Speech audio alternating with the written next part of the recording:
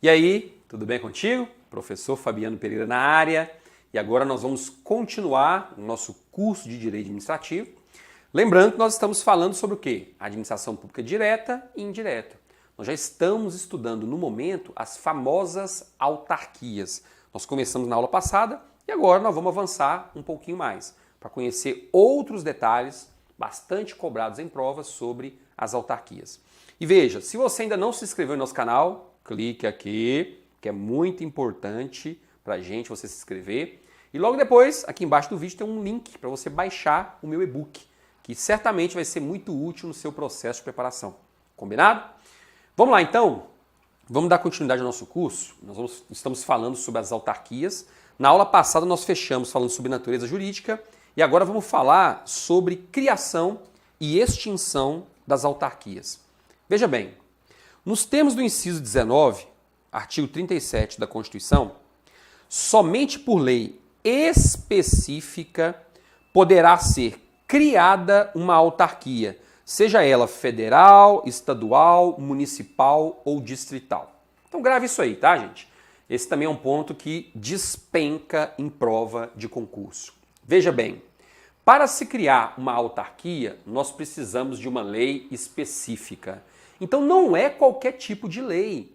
Cuidado com pegadinha em prova, porque se você encontrar em prova uma afirmativa dizendo as autarquias, para a criação de uma autarquia, basta a edição de uma lei. Cuidado. Por quê? Porque nós vamos ter que analisar as outras alternativas, porque não é qualquer lei, tem que ser uma lei específica. E o que é uma lei específica? Lei específica é aquela lei criada para tratar de um assunto específico. Vai versar apenas sobre um único tema. Qual o tema nesse caso? Criação da autarquia. Então uma lei que versa sobre criação de autarquia, ela não pode, por exemplo, aproveitar a oportunidade e tratar de outros temas que não sejam criação de autarquia. Por que eu digo isso? Porque às vezes você abre uma lei para estudar e você percebe que dentro de uma mesma lei a gente tem 15 assuntos diferentes. Isso é possível? Sem problema algum, isso é perfeitamente possível. Às vezes uma lei é criada para alterar 12 outras leis diferentes, cada uma tratando do assunto, sem problemas. Agora aqui não. Para criar autarquia tem que ser uma lei tratando só sobre esse assunto. Vai tratar de nada que não seja a criação da autarquia. E olha, cuidado, você já sabe que as autarquias possuem natureza jurídica de direito público. E você já sabe que eu acabei de dizer que para se criar uma autarquia, nós precisamos de uma lei específica. Olha, a lei específica, ela vai criar a autarquia. Ela não vai autorizar a criação, não. A autorização de criação é outra história, vamos falar sobre isso depois. A lei específica vai autorizar? Não, ela vai criar diretamente a autarquia. Vou te dar um exemplo. Suponhamos que um governador de estado ele queira criar uma autarquia estadual. Por exemplo, eu me graduei em uma autarquia estadual. Fiz meu curso de Direito, concluí meu curso de Direito em uma autarquia estadual, chamada Universidade Estadual de Montes Claros, que é uma autarquia, uma universidade estadual no estado de Minas Gerais. Então o que acontece? Se o governador de estado, vamos supor que ele queira criar uma autarquia chamada Universidade Estadual Milenar, sei lá, nome qualquer aí, né? Universidade Estadual Milenar, uma nova universidade no estado X. O que o governador do estado tem que fazer nesse caso? Ele vai elaborar um projeto de lei e vai encaminhar esse projeto de lei para a Assembleia Legislativa. A Assembleia Legislativa vai se reunir e vai votar aquele projeto de lei. Se os deputados estaduais concordarem com a criação dessa nova autarquia, que vai ser uma universidade pública, então eles vão aprovar o projeto de lei. Quando aquele projeto de lei for publicado no Diário Oficial, automaticamente, naquele momento, vai ser criada a autarquia. Então, o simples fato de se publicar a lei no Diário Oficial já garante a natureza jurídica de direito público à autarquia. Então, ela é criada naquele momento, no momento que a lei é publicada no Diário Oficial do Estado. Ali surgiu, ali foi criada a autarquia. Então, por isso nós dizemos que a autarquia é criada por lei. Então, depois que a lei é publicada, a gente não precisa ir lá na junta comercial do Estado, nem no cartório de registro de pessoa jurídica para registrar essa autarquia. Não precisa. A lei já deu a ela vida própria, personalidade jurídica. Ficou claro? E se as autarquias são criadas por lei específica, elas também só podem ser extintas por lei. Então, tanto para criar quanto para extinguir, tem que ser lei. Não é possível extinguir uma autarquia por meio de decreto, nem decreto autônomo. Não pode e ponto final. Você imagina só, decreto autônomo não tem poder nem para extinguir um órgão público, imagine extinguir uma autarquia. Aí é que não pode mesmo. Ficou claro? Pois bem, vamos avançar um pouquinho mais. Olha, responsabilidade civil. Com relação a esse tópico, responsabilidade civil, eu não vou me aprofundar aqui, porque se você ainda não assistiu o nosso tópico, o nosso curso sobre responsabilidade civil, você vai assistir posteriormente. E quando você assistir, você vai entender perfeitamente o que eu estou falando aqui. Não é o momento de eu aprofundar nisso. O que eu quero que você entenda é o seguinte. As autarquias, elas respondem hoje, objetivamente, pelos danos que seus agentes públicos, no exercício da função pública, causarem a terceiros. Objetivamente. Essa é a regra geral. Então a responsabilidade civil é de natureza objetiva. Essa é a regra geral. Ah, professor, mas tem alguns casos que ela pode ser subjetiva. Eu sei, mas eu estou falando aqui da regra geral. Que quando a gente estiver estudando especialmente responsabilidade civil, aí nós vamos aprofundar nesse assunto. O que eu quero que você entenda agora é que as autarquias têm que obedecer o que está escrito no artigo 37, parágrafo 6º da Constituição Federal. Por exemplo, o servidor do INSS estará dirigindo o veículo do INSS, né? Quando de repente você só ouve o barulho, buf, e se envolveu num acidente com um carro de um particular. Quando o servidor do INSS olhou para trás e falou, nossa, eu acho que eu avancei o sinal. Eu acho, não tinha certeza. Eu acho que eu avancei o sinal. Gente, a princípio, o fato dele ter avançado o sinal ou não é irrelevante para aquela situação. Porque o particular sofreu um dano. Então o particular vai poder propor uma ação de reparação daquele dano que ele sofreu contra quem? Contra o servidor, contra o INSS ou contra a União? Contra o INSS, porque ele é servidor do INSS.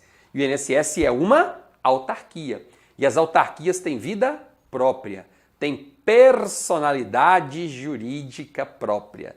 Então a ação não vai ser proposta contra a União, vai ser proposta contra o INSS. Tá claro? Então grave essas informações aí e quando a gente for avançar, quando a gente for estudar responsabilidade civil, a gente volta nesse tópico. Combinado? Outro ponto importante. Patrimônio. Olha, os bens que integram o patrimônio das autarquias são considerados públicos. Portanto, eles gozam de impenhorabilidade, imprescritibilidade e inalienabilidade. Ok? Isso é muito importante. Eu costumo dizer, né, os alunos da minha turma de mentoria, quando você estuda direito administrativo, por exemplo, você tem que estar com isso aqui na ponta da língua. Por quê? Porque essa questão que envolve bens públicos, apesar de ser muito simples, ela cai em vários tópicos da disciplina de direito administrativo, em vários tópicos, e também de processo civil, então você tem que saber. Não tem como você fugir disso aqui. Então eu vou rapidamente, nós vamos ter um outro módulo do curso falando só sobre bens públicos. Então aqui eu quero que você entenda apenas o seguinte. Os bens das autarquias são considerados públicos. E por eles serem públicos, eles gozam de uma série de privilégios, uma série de prerrogativas especiais. Quais são? Primeiro, eles são impenhoráveis. Isto é, vamos supor que o judiciário condene o INSS, que é uma autarquia, a me pagar uma indenização de 10 milhões de reais. Sabe como é que eu vou receber isso? Por meio de precatório. Sabe por que eu vou receber meio de precatório? Porque os bens do INSS são impenhoráveis. O INSS não tem dinheiro em caixa para me pagar. Tá vendo aí a crise da Previdência como é que tá, né? E eu também não posso pedir ao juiz para penhorar os bens do INSS para vender esses bens e eu ficar com dinheiro. Porque se nós vendermos os bens do INSS, o INSS vai fechar as portas. E o prejuízo para a coletividade vai ser muito grande. Então é melhor eu ficar, entre aspas, no prejuízo do que o resto da população ficar no prejuízo. Então por isso que os bens do INSS são impenhoráveis. Eu vou receber a minha indenização, mas por meio de precatórios. Vou ter que entrar numa fila. Segunda característica. Esses bens são imprescritíveis. Em outras palavras, vamos supor que você hoje, você ficou sabendo que ao lado da sua casa tem um terreno baldio, um terreno que ninguém sabe quem é o dono. Aí você começou lá, dando de bobo, limpou o terreno, foi lá e plantou umas hortaliças no terreno, botou uma cerca no terreno, e ninguém fala nada. Foi lá e construiu um muro, ninguém falou nada. Aí você foi lá e fez o quê? Quebrou o muro da sua casa e juntou. Aquele terreno passou a fazer parte da sua própria casa. Virou uma parte da sua casa. Aí, 20 anos depois, você recebe uma citação judicial para responder um processo. Sei lá, um processo de reintegração de posse, uma coisa assim, né? Aí o seu advogado diz, não, nós vamos alegar o quê? Vamos alegar uso campeão, meu amigo, 20 anos, etc. É possível? Não. Os bens públicos, eles não são passíveis de uso campeão, como é o caso desse terreno do INSS. Mas já tem 20 anos, professor. Pode ter até 100 anos. Não faz diferença. Os bens públicos não podem ser objeto de uso campeão. Não tem jeito. Você vai ter que sair de lá e vai devolver o terreno para o INSS. Entendeu? Então, eles são imprescritíveis. Ou seja, não podem ser objeto de uso campeão. E por último, eles são inalienáveis. Olha, quando nós dizemos que os bens públicos são inalienáveis, lembre-se bem de que isso é a regra. Ou seja, os bens públicos das autarquias, os bens das autarquias, por serem públicos, eles não podem ser vendidos. Essa é a regra geral. Ah, professor, mas existe algum bem de autarquia que pode ser vendido? Existe, desde que sejam observadas as condições previstas em lei. Por exemplo, bem de uso comum do povo, como é o caso de uma rua, de uma praça, a princípio não pode ser vendido. Bens de uso especial, como é o caso do prédio onde funciona a sede do IBAMA, também não pode ser alienado, também não pode ser vendido. Mas os chamados bens dominicais, eles podem ser vendidos. E o que são bens dominicais? São aqueles que não estão sendo utilizados para uma finalidade pública específica. Por exemplo, o município tem um terreno. Estou falando de autarquia, né? Uma autarquia municipal tem um terreno. E o terreno não está sendo utilizado para nada, está lá parado. Ele pode ser vendido? Pode. Desde que se observe a lei, o que diz a lei de licitações, por exemplo, o terreno pode ser vendido. Porque ele não está sendo utilizado para uma finalidade pública específica. Mas então, professor, não é bem uma inalienabilidade. Porque em algumas situações o bem pode ser vendido, pode ser alienado. Eu sei. Mas em questões de prova eles costumam cobrar essa expressão, inalienabilidade. Quando a gente estiver falando de bens públicos, eu vou aprofundar nisso aqui um pouquinho mais, porque não é o momento. Beleza? Então é isso. Basicamente, era o que nós precisávamos falar no bate-papo de hoje. Vi muita coisa, hein? E pode ter certeza. As chances de você encontrar tudo isso que nós falamos são muito grandes lá na hora da prova. E aí, gostou do vídeo? Dê o seu joinha aqui embaixo, coloque o seu like. Você já sabe, né? Estou contando com você na divulgação do vídeo, nas redes sociais. Estou contando com você aí para propagar cada vez mais o nosso trabalho. Quanto mais ele se propagar, mais vídeos de qualidade você vai receber. Combinado? Um abraço para você. Até mais.